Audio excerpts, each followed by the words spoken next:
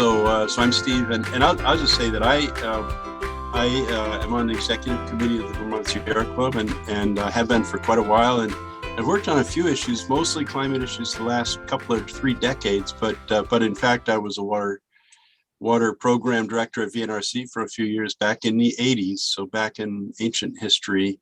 So and the picture here is just around the corner from my house from Red Rocks Park. So I spend a lot of time and love the lake that I live by.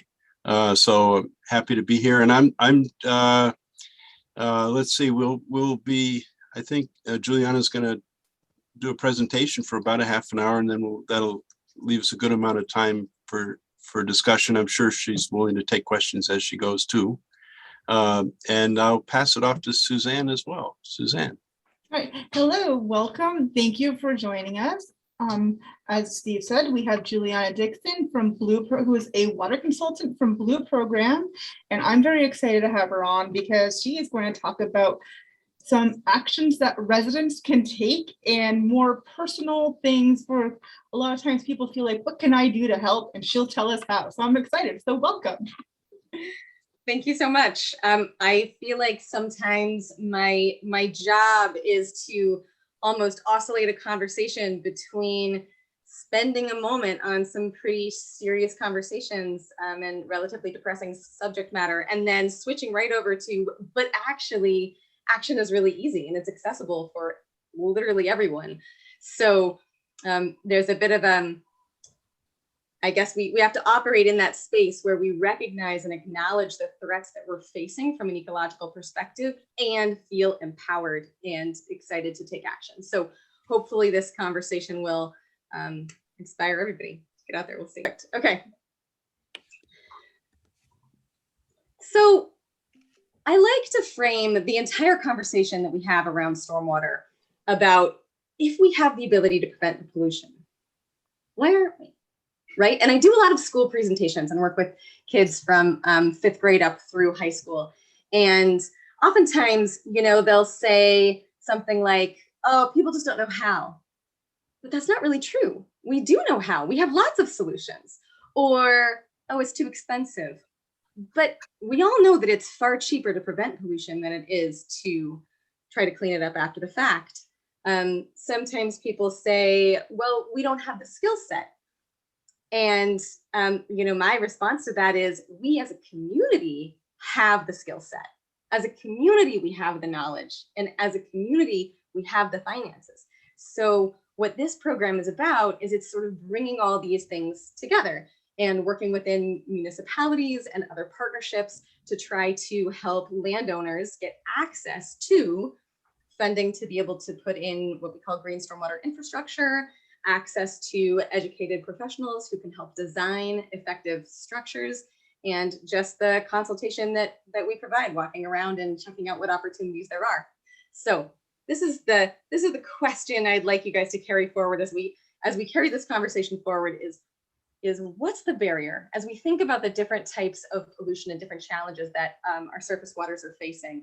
What's the barrier and how easy is it to take down? So Blue is a certification program and a consultation program. So homes that are interested in having that culture of clean water effect in their neighborhoods. A lot of people are really interested in the lawn sign and the certification that says this property is being stewarded in a way that protects our waters. For those folks, you can enroll in the program and we go through the steps. There's sort of a checklist, and if properties meet the items on the checklist, then they can become certified. It's also a consultation program. So we consult obviously on how any given property is affecting our surface waters, but also how water is affecting the property. And so we'll often help homeowners with issues like water intrusion in the basement, or people that get significant ponding in their driveway or other areas of the property, and just help people look at water a little bit differently. Blue's operated in quite a number of communities around the state, and we also do Blue School programs, which have a hands-on activity for younger students and an outside activity for more advanced science students. We have different relationships with municipalities around the state, and there's also a commercial and institutional program. So there are myriad threats to our waters, not all of which are sort of covered by what we do, but this is the overview of what we're looking at: nutrient pollution, chemical pollution, and combined sewage overflow, depending on where properties are in the state. So this is sort of what we're going to talk about today. The concept of nutrient pollution has been bubbling up in the news quite a bit in recent times. And so I think that this is pretty familiar for most people. But a lot of people still don't know exactly where is nutrient pollution coming from, and what does that mean in terms of our waters. Unfortunately, this is what it means. So this is a picture of a cyanobacteria outbreak. It's just a little bit north of Mallett's Bay. These are other pictures from the area, and cyanobacteria outbreaks are happening around the world. But unfortunately, it's not just an aesthetic issue, it is also a health issue. And cyanotoxins can negatively affect our organs, our central nervous system. And there have been a number of recorded pet deaths, unfortunately, in the area and in other areas around the world as well. This particular picture, the gentleman in the upper left, is Dr. Elijah Stommel out of Dartmouth, who is one of the advisors of this program. His work and his team of colleagues have found correlation, I'm not saying causation, but some very compelling correlation between exposure to some of the toxins produced by these cyanobacteria outbreaks and the development of Lou Gehrig's disease, or ALS. So to circle back to the top, nutrient pollution, while it might seem like something you're just seeing on the news, is something that is affecting our communities in terms of economics, recreation, and even health outcomes. So this chart right here gives us a bit of an idea of sort of what's going on. So the chart on the left, those are the reported cyanobacteria. Those are cyanobacteria reports that were found by volunteers across the lake over a number of years. So this is the coordinated effort between Lake Champlain Committee and the state of Vermont. And as you can see, the number of reports, the percentage of reports that found the presence of cyanotoxins has been increasing over time. So this is a very pertinent issue and something that we need to be addressing. On the upper right, this is a graph from the Lake Champlain Basin Program. And one of the things that I hear when I'm in the field is, people will be saying, yeah, okay, so we've got a nutrient pollution problem, but it's all the farmers, right? Or it's all the municipalities. And yes, our farms play a role and our municipalities play a role, absolutely, but developed lands play a significant role as well. And so this program and what we're talking about is the impact of those developed lands, our impervious surface, the way we're managing our landscapes, and also the way our sewage treatment and combined sewage overflow impacts are affecting the lake. So there are things we can do on most properties, especially those that are directly hydrologically connected, to reduce these nutrient flows into our surface waters. This is a screenshot of one of the properties that I evaluated a couple of years ago.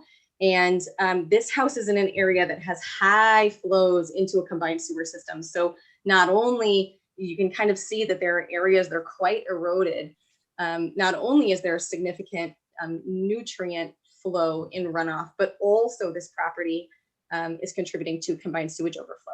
So there are so many ways that this particular homeowner can take action to pull that runoff off the system and infiltrate it on site. Some of the actions are so simple. And I think people often think about, they'll jump straight to the permeable driveway and they'll say, oh, well, it would be great if I had, $14,000. But actually just looking at where your downspouts are flowing makes a difference. The downspout on the upper left is flowing to a driveway that's going straight to a storm drain. Well, if you have 500 square feet of roof surface that's flowing onto that, that's then washing chemicals from the driveway into the storm drain, if you just turn that downspout so that it's flowing onto the grass or in an area where it can infiltrate, you're making a difference with a $10 extension that you can pick up at any hardware store. Similarly, the bottom pictures, these are folks that have, on the bottom left, they've decided to underground downspout effluent through a French drain. And then on the right, you can see that stone diffusion. So we use stones a lot in designing for green stormwater infrastructure, because when the water hits the stone, it stops that erosive force and helps disperse the water in different areas where it has the opportunity to infiltrate rather than scour out areas of the ground. Downspout management can get very creative, and I've seen some absolutely amazing ways that people are using downspout water. So on the upper left, you can see that this house really had nowhere to take the water adjacent to the house. And so they're thinking of creative ways of moving the water somewhere else. And so they built this system taking the stormwater along the fence to a different area of the backyard where it can actually infiltrate. These, I like to call them flying buttress downspouts, because they can sometimes look quite castle-like, come in a variety of ways. Down on the bottom, these are different infiltration trenches that are stone lines, giving the stormwater somewhere to sink in. It can range from very functional. The one on the left is a deep trench designed to take a pretty significant amount of roof runoff. The one on the far right is aesthetic and beautiful. This is a house in Burlington. This is a Blue certified property. You've got to look at this picture from right to left, but this homeowner is capturing water in a rain barrel. They're running the water along the fence. They're taking it down through a stack of imbricated stones and running the water in a trench that goes all through the garden. So the rainwater from the roof is watering the garden all summer long. This house, they said they've turned on the hose, I think she said once in the entire time they've had that garden, because they've put in the stormwater system. And because it's a rain barrel system, they can turn on and off the water when they want to.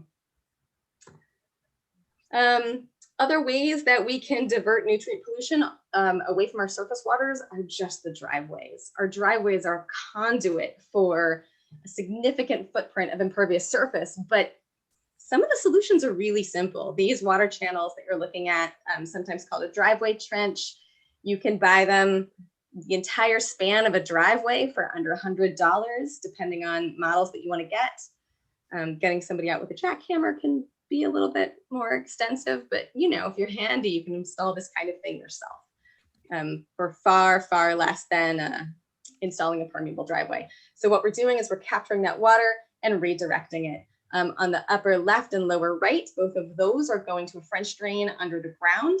The upper right, that water is being caught and sent into a rain garden. The City of Burlington has a wonderful site about stormwater friendly driveways, and they have multiple fact sheets about all kinds of different things that you can do. So I encourage people to go check out the City of Burlington stormwater friendly driveway page for more resources. Lastly, while we often think about farms as being the biggest contributor of phosphorus to Lake Champlain, acre for acre, our developed lands actually contribute more. And part of that has to do with how we manage our landscapes and how we think about our landscapes. But erosion control is significant, and reducing lawns and expanding our perennials is also significant. So we often tout a mow where you go campaign because lawn fescues have comparatively small and lesser developed root systems than native perennials, which can help recharge our groundwater, improve vertical water transport, and just simply retain more stormwater. So I'm going to flip through some of these. This picture is worth noting, not so much the dog, also worth noting, but the important one is the landscape. If you look closely, you can see both a compost bin and a mulch pile along that line of trees. So this was a property that I looked at locally, and immediately behind those trees is a stream that goes straight to Lake Champlain. And these homeowners were doing what many homeowners do, which is to put the yard waste on the perimeter of the property. But it's the perimeter of our properties that are often our stream banks. And so the leachate from this compost bin and this mulch pile are right there to flow straight into the stream. After this consultation, they moved them to a different perimeter of the property that was actually closer to the house, easier for them to access, and more visibly obscured from the road. Really simple action that makes a difference. So chemical pollution is something that we often don't think about as homeowners, right? We tend to think that, okay, there are Superfund sites that are a problem. Maybe there's landfill leachate that's a problem, but my property is you know, a proverbial drop in the bucket. But it all adds up. All of those drops in the bucket add up. So this is a sample of toxin findings in the Winooski Basin.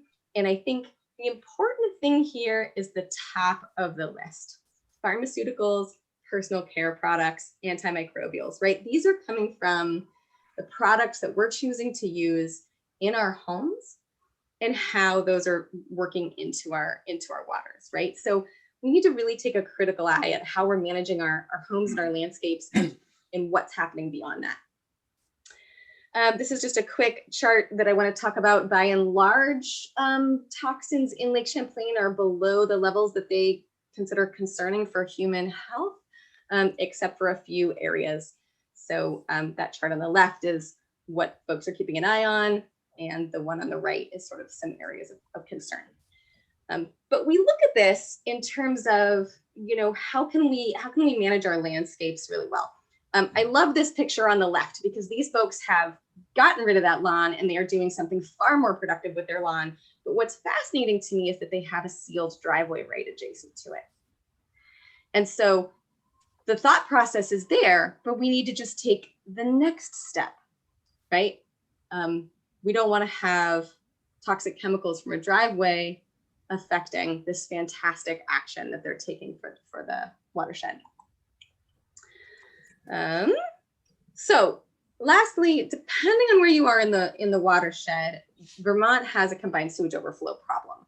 And this is a threat to Lake Champlain, both from that chemical pollution aspect that we were talking about before in terms of pharmaceutical loading, and things like oven cleaners, nail polish removers, things like that things were going down our drain, but also from the pathogen problems. So the chart on the upper left is sort of a standard expected survival time of common pathogens found in combined sewage overflow. And for folks that are entering the conversation, this can be a little bit overwhelming because Vermont has a significant combined sewage overflow problem, but it is pretty ubiquitous. It's happening all over the place. So we're not alone in this challenge. These are the current numbers for the duration of time that combined sewage overflow has been tracked formally in Vermont. So we're somewhere in the tune of 40 million gallons of untreated sewage and gutter water annually coming from the municipalities that you can see there. So let's see, this graphic on the upper right is important. For folks that are new to the conversation, the way a combined sewer system works is that the storm drain and our black water goes into the same pipe. All of it gets treated during dry weather, but during heavy rain events, we are often getting volumes that are larger than our pipes can have the capacity for. And so everything gets diverted and dumped without treatment. So what we want to do as individuals to help is just reduce the volume of stormwater, because we can very easily avoid a certain percentage of water going down the storm drain by trying to infiltrate it on site. And there's many ways we can do that. Using a check dam system like what you see on the upper left, where water would naturally be flowing rapidly down this gully, but by creating this dam system to slow it down, we're encouraging infiltration at every single step of the way. This picture is obviously a larger scale. This was in an apartment complex, but you can do small scale versions of that on any property. If you have an area of your backyard it's channeling water straight down to a storm drain, you can do a mini version of this to capture that water, slow it down, encourage evaporation, encourage infiltration, and it's something you can build yourself.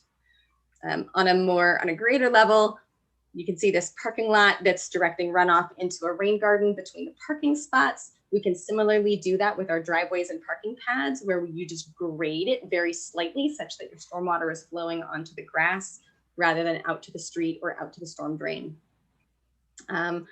Also, raise the blade, a nod to Sea Grant and the work that they're doing on Raise the Blade, but also reconsider lawns. I would love for everybody to absolutely maintain their lawn if you are using it for barbecues or soccer games or bocce ball or whatever. But if we have acres of unused lawn, let's reconsider what we're using it for. Because when we let those meadow grasses reestablish, we are creating a significant holding opportunity and reducing the runoff that's creating not only the CSO problem, but also the nutrient pollution problem. So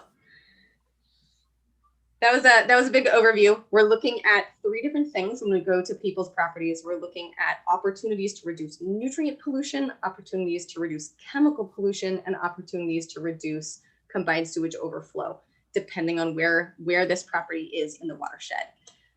After the evaluation, we write up this form. We give people a lot of ideas about ways that they could move forward, and try to give them a lot of resources by which to do so as well. So not just hey, you should consider putting in this complex infiltration system, but also, and here are contractors that can do that. Here are some manuals that can help you. Here are examples of the way this has been done in other places. And in certain municipalities, we have the opportunity to give rebate funding as well. So right now for residents of Williston, we can give up to $200 for any of these installations. And in Colchester, depending on where the house is, if it's hydrologically connected, we have rebates available up to $1,500. Previously, the city of Burlington was offering rebates to the tune of $1.50 per square foot of impervious surface mitigated. That program is on hold just for the moment, but the Burlington Stormwater Department is quite committed to getting that program moving again. So if you are not in one of those municipalities, you have an opportunity to go and talk to your select board and say, hey, there's this great program that's trying to help residents protect their waters. You know, you could consider getting on board. So here are just a couple of pictures of installations that have gone in from some of our properties. Champlain College got Blue certified. We also have a couple of larger institutions that are working on certification at the moment. This is just a quick nod to what certification is. An overview of just 2020, which was obviously an odd year for all of us, but Blue's impact, we were able to operate in 6 towns during 2020. We offered more than 60 educational sessions and proposed designs and ideas for disconnecting 80,000 square feet of impervious surface. So this is a little bit of the impact of what we do. I unfortunately only have a map for Burlington. I should create one for everywhere that Blue has been, but these are properties that have participated in the Blue program, some of which have moved forward. So I think I kept it in half an hour. Great, it looks like you did. Very impressive. Very That was a lot of impressive. information. So that was great. Thank you so much. So, There's so much going on. right. I wonder if we have questions. I see Suzanne posted a question. Go for it, Suzanne.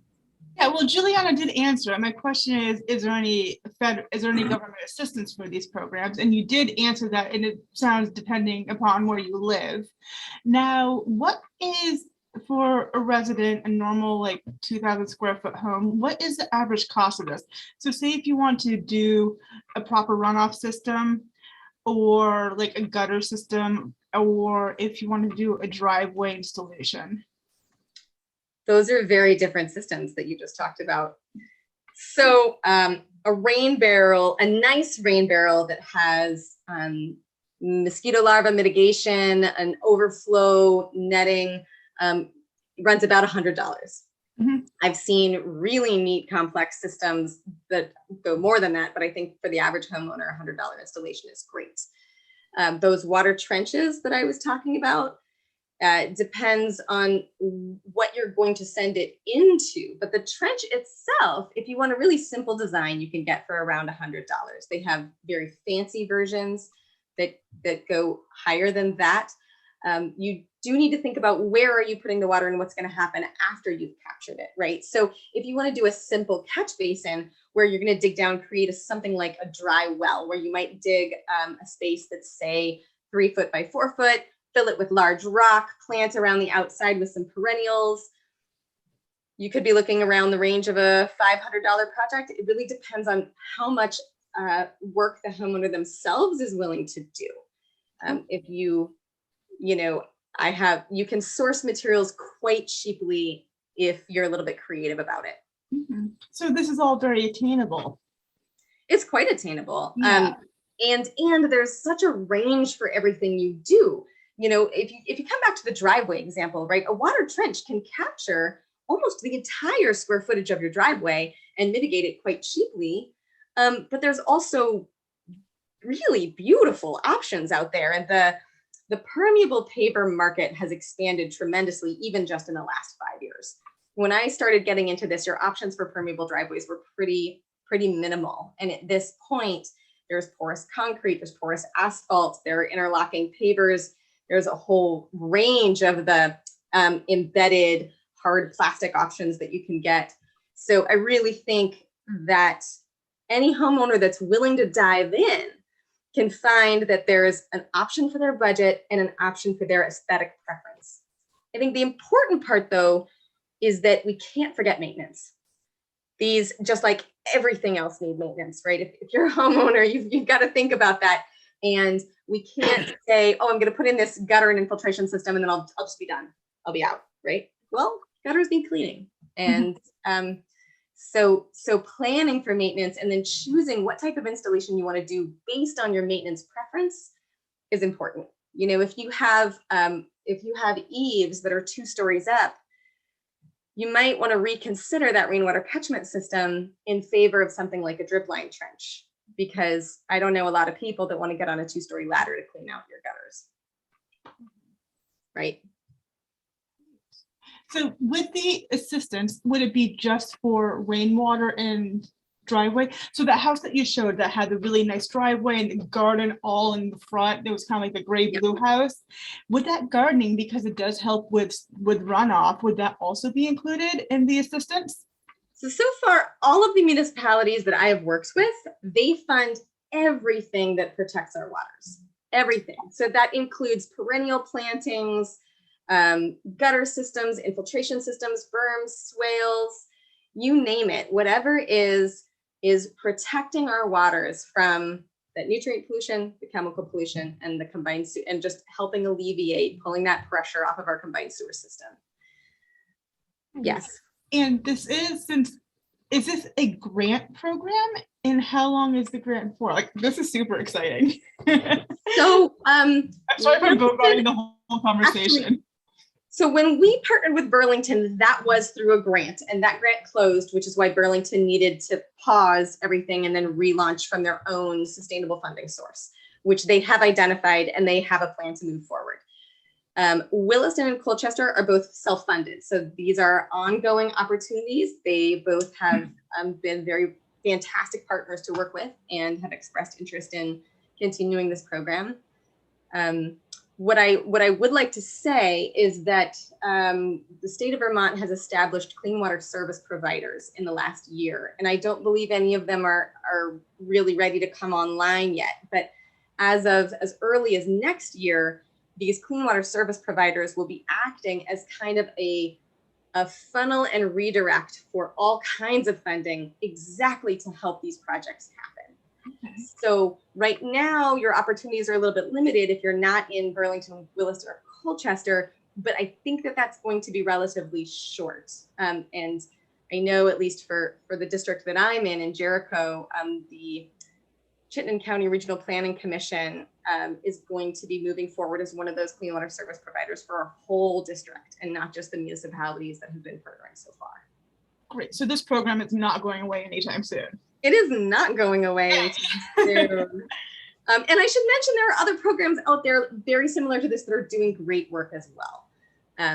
So if you are down in the Mad River Valley, reach out to Corey Miller with Friends of the Mads. If you are, the Winooski Conservation District is doing similar work. So these programs are out there, but they all look just a little bit different. As far as I know, Blue is the only one that actually has a certification component, and that's where our neighborhood advocates really can do a lot of impact. The campaign raising awareness about the impacts of smoking really was effective because neighbor to neighbor and friend to friend were talking about it, and not just the campaigns that were coming from nonprofits and from the state, right? We needed to create a culture of awareness around the impacts of secondhand smoke. And similarly, we need to create a culture of awareness around how our landscapes are impacting our waters. So that's the upshot of certification. I don't know that it's really affecting like real estate prices yet, but we can hope. I had a related question to that. I wonder if you have ever experienced like a neighborhood or a small stream watershed that where everybody has done this, and have you actually seen improvements in the stream? So we've had a couple of homeowner associations become Blue certified. In both cases, they're in very tricky locations to identify the exact impact of that homeowners association. One of them is right at the bottom of, I've forgotten the name of the street that drops down from Battery Park to the waterfront in Burlington. I'm sorry? Depot Street. Depot Street. So one of them is right at the base of that. And so they're getting so much water from up the hill, it would really be impossible to measure the runoff. What I've found that has been more effective is that every year, a couple of our participants get really excited and they want to host a neighborhood tea and talk. And so I'll do an evaluation for one property, and then they say, no, wait, my neighbors have got to hear this. And then they host this gathering, and everybody comes, and it's like a neighborhood cookie exchange, and folks hang out, and then we chat about this, but in a much less formal way, pass around some educational materials. And that's where I hear the brainstorming. That's where I hear things like, well, hey, there's that stone ledge over on Ben's property that flows down onto Jane's, and it's flowing across the street. And well, what if we took action up there? And then as a neighborhood, people can start thinking about it. And sometimes it's far easier to design on a neighborhood scale than it is, to do all these tiny installations on everybody's property. And that's where I think it gets really exciting. Especially new construction, I would think that if that's happening in one of these areas, in many cases, maybe they're required to. I don't know. They are in some cases. Susie, you were going to hop in. Yeah, I was going to, Steve, your question was making me think of what we can learn from the energy efficiency world and the button of events. Because Steve, I think you mentioned you also work in the climate and energy field.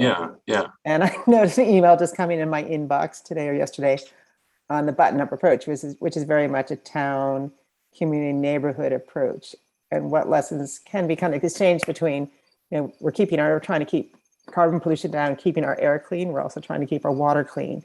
And maybe there's, things that we can learn from those two different initiatives. I wondered if you had some thoughts about that. Yeah, well, I wouldn't be surprised. I loved hearing Juliana talk about the neighborhoods, spreading the idea around. Just wondering if, in my neighborhood, many people have rain barrels and permeable pavement. Call us in. We'll see. Yeah. We are at the base. We're near the mouth of Potash Brook, so you wouldn't see much difference from us directly. And we're on the other side. We're by Lake Champlain, so we're not like a little brook where you might see a big difference. To see it's all We have a stormwater utility in South Burlington that, I'll have to look in to see whether what they do is similar to what you do. And So- Steve, do you find that they're the same people that are weatherizing their houses, the reducing their environmental impact? So the same people that are thinking about, I want to button up, I want to weatherize my house, I also want to think about using water Sure. efficiently. Yeah. So Steve, call Tom DePietro, say you attended this Mhm. presentation, you are interested to have South Burlington hop on board. I've been in conversations with Tom for years. They've been so supportive and so Mhm. interested in bringing us on. But the answer that I've gotten is that their staff are just full, that they haven't had the capacity to build the relationship, to just get the contracts. But I think they can do it. I will do that. All right. Yeah, I wonder how what they do will compare to what the Regional Planning Commission will do as the service provider. Mm-hmm. It seems like a lot of overlap there. Well, when the service providers really come online, the municipalities that I'm partnering with should be able to receive some of this funding. So it should kind of streamline it all, actually, rather than overlapping. We coordinate together a lot and have for years. And I think there are ways in which the different water entities in Vermont could coordinate better, but we don't do a half bad job. When all of the RFPs come out, there's a lot of emails like, hey, are you applying for this? Do you want to apply together? We're all talking about how can we best channel this funding to have the most impact. How about other people who have not asked questions yet? Catherine mentioned something about PFAS when you were talking about pollutants, and you had your long list of pollutants. Let's see. I don't know if you. Hi, Catherine. PFAS. So this is from the Lake Champlain Basin website, and regional areas are unique, right? And everywhere that we go, I think I showed somewhere the general form that we fill out, and everybody does receive the same form, but we also do a lot of background research in terms of what's specific to that site. And that issue has some areas that are of high concern, right, in Vermont. But different areas are unique, right? You see that up especially in the Missisquoi, where the impacts of farming practices are quite different than, say, in Mallet's Bay, things like that. The one that I come across personally the most frequently are PAHs and driveway sealants. And we had talked about homeowners associations taking action. They also take action the other way around. There have been multiple properties that I've evaluated where they say, all right, I know that sealing the driveway isn't great for the environment, but the head of our homeowners association just has the entire association done every 2 years.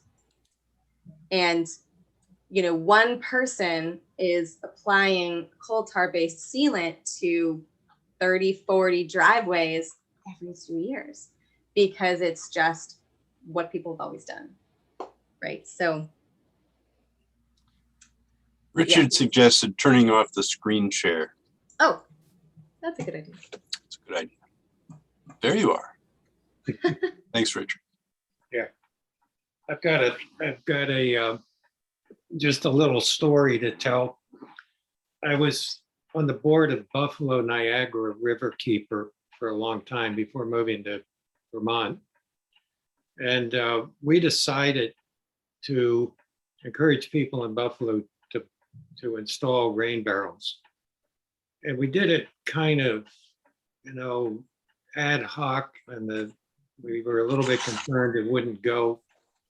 And so we ran a campaign, and we took some orders. In the first year, we were able to sell a couple of dozen rain barrels. But by the second year, we had to order in a semi-truck load of rain barrels in order to meet the demand. And now you can go to Erie County or Buffalo websites, and you'll see that there are ongoing campaigns in which rain barrels are available. One of the things we did was we sponsored an art contest called Paint Your Rain Barrel. And very much like a lot of cities back in the early 2000s had cows or buffalo, or we had buffalo, and they had people paint them and then they sold them as fundraisers, and they were all over the city. That really caught the attention of people, and I don't have the figures in front of me, but it was calculated. A rain barrel, I think, as I remember, a typical rain barrel collects around 1,200 gallons of rain a year.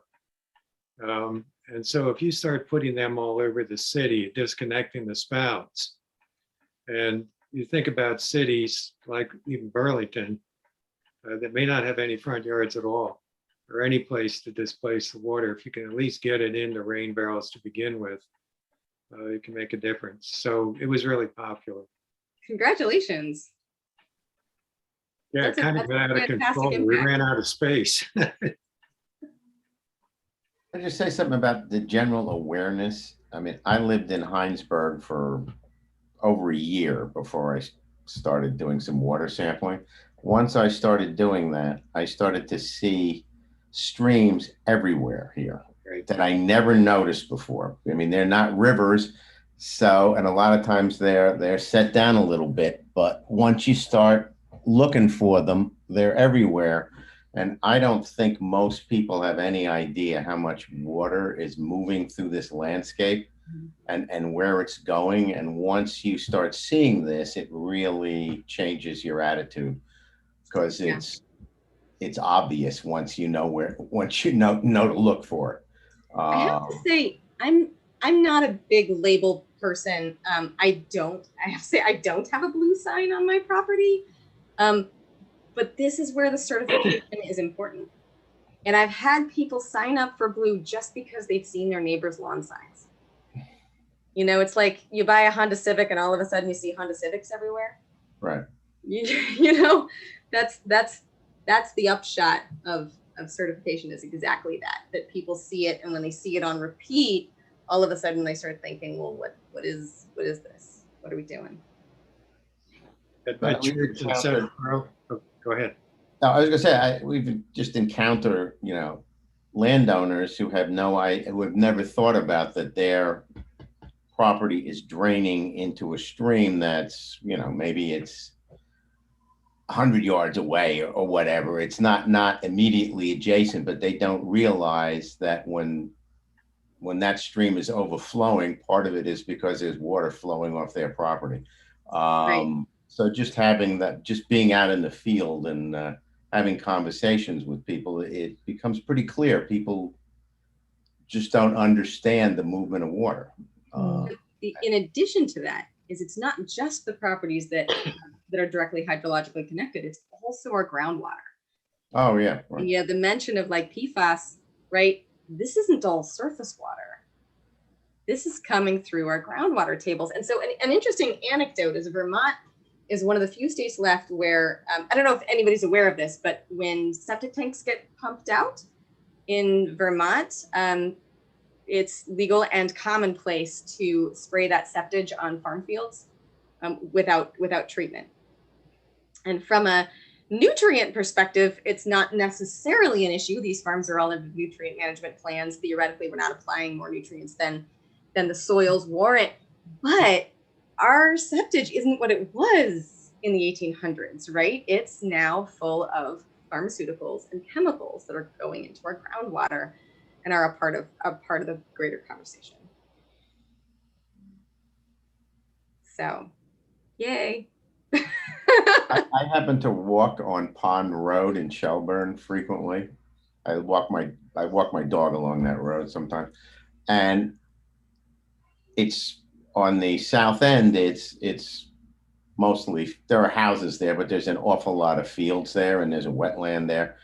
But in the springtime, there is a literal sea of water. It looks like the Everglades sometimes. The sea of water moving through those fields down into the pond, and it's quite striking when you see it. I mean, so whatever's on the. I also see trucks from farms, big tank trucks that are going.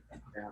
I've never seen quite where they're going, but I see them come down Pond Road and a few minutes later coming back. So I know they didn't go very far, and you know that's eventually flowing into Shelburne Pond, which right now is pretty filled with algae. Don't assume that's all manure. Oh no. No. Yeah. Well, that's Shelburne Pond is famous for its cyanobacteria. Yep. And speaking of water flows, if anyone has climbed Mount Philo or Snake Mountain shortly after a rainstorm and look out on the lake and you see the big plumes going into the lake, you just see this kind of coffee creamy color, completely opposite of the lake as it kind of moves in. I feel like we're pretty doing a frightening terrible color. job of selling Vermont to our new California transplant. Oh yeah, but we love Vermont. We still swim and we still kayak in the lake, but It's really actually it's bleak, but we're one of the best states. yeah, we just know we can do better. Right. One of the things that's very illustrative in testing on the New Haven River. Of course, the higher up you are, the purer the water. And as you move down, the contaminants increase, the phosphorus and the E. coli. We do E. coli testing of the we're not allowed to call them this, but they're the swimming holes.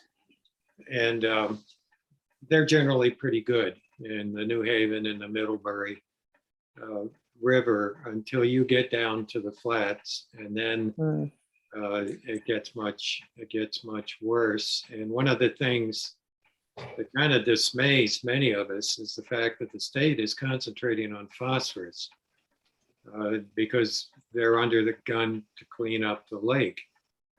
But those of us inland water people, stream and river people, are very concerned about what's moving through the streams and rivers. And the state seems much less concerned about that because they're not under a federal mandate to deal with it. Which I'm trying to find, so if you're coming from Bridport and you go up Mountain Road Extension, and then I don't know the names of roads, I just know how to get there. And so then you can turn left and you go down and it can bring you into Weybridge right by LFICD offices and the Congo Church. So that road leading between those two roads, where every single winter it seems to flood and the whole area is an ice skating rink. Do you know how much that watershed actually sheds out? Because there's like farm there, old house, and you always see stuff about. Is that the Lemon Fair River? Yep. The Lemon Fair is a real problem. We test on the Lemon Fair, and definitely in the spring, it's a problem. But I will say, Addison County River Watch is working with the farmers, and particularly the younger farmers are very, very receptive to good farming techniques, and they're very interested. We let them know the results, and some of them are allowing us to bracket test to help identify where the hot spots are. And we've been very impressed with the farmers who have been willing to make changes in order to remediate some of this stuff. I'd like to just put in a plug. Don't underestimate the power of your advocacy voice. Is that our farmers need help in the form of federal subsidies to farm in a more environmentally friendly way. Right now, the way subsidies are allocated, it is maintaining this model of externalities. And I think that a lot of times people think, well, there's nothing we can do about it. But even just being that one more voice that calls your representative, that one more email talking about shifting farm subsidies makes a difference. Well, our senior senator down in DC has his hand on a few strings, I think, with funding. Maybe that's, and as well as agriculture. So maybe he's worth talking to. Yep. Have you tried? Does he understand the challenge? Do you know Richard or Juliana or anybody else? You know, it's funny. I've been advocating with Pat for other issues, and that hasn't come up, but it's a good idea. Because federal policy, Juliana's right, federal policy is tying the hands to some degree of the farmers. The federal crop insurance program is the thing that's really the problem. There have been studies in Iowa of different forms of crop rotation that have completely eliminated the need to apply pesticides like glyphosate. And it's a difference in the rotating between corn and legumes or grasses or whatever. The federal government insurance program requires something like a 3-year rotation, but if they do it on a 5-year rotation, it's entirely different. I've got the studies on my laptop if anybody's interested. I could send it to you, Steve, if you want to make it available. Sure. Yep. I'd be happy to send that out to anybody that wants it. Juliana. Well, I just wanted to mention it's come 9 o'clock, as someone's clock kindly reminded us. And I'm not sure how close to right on time anyone feels like they need to wrap up, but I would just like to encourage folks to go to our website and sign up. And especially if you live in or if you have friends and neighbors in Colchester or Williston, there is money right now that has not yet been allocated that will disappear at the end of this year if people don't use it. So please talk to your friends or colleagues who live in those municipalities and let them know about this program and that we can give them rebate funding for installing these kinds of projects. Great. I'll also say that I know Lewis Creek Association and Addison County River Watch are always looking for volunteers to sample, and it's really very satisfying. I love it. I'm so glad you I've did. done both. I've done both organizations. I love it. Yep. The people are And it's super a nice. a lot of water samples that are collected during Well, the summer season. Winooski too, if you're willing to pop out to the Lake Champlain Committee, I don't believe they did it during the pandemic, or at least in a reduced fashion, but if you're willing to do some water sampling, that chart that I had about the cyanobacteria outbreaks, that all comes from volunteers. Mm-hmm. I sampled Bristol Pond. So Well, Juliana, thank you so much for joining us tonight. This has been really interesting and informative, and a lot we can all do, especially with ourselves or with our neighbors and our communities. So that's great. Thanks everybody for joining us. Thanks, Steve. Thank you. Thank you. Thanks for organizing. And be in touch through our Sierra Club website. Rob Kidd's address is there, and we'd be happy to follow up with anybody who has more questions. great. If Great. you need any advocacy suggestions, Rob is your man. Yeah. Indeed. All right. Thanks, everybody. Yep. Thanks, everybody. Thank you. Bye.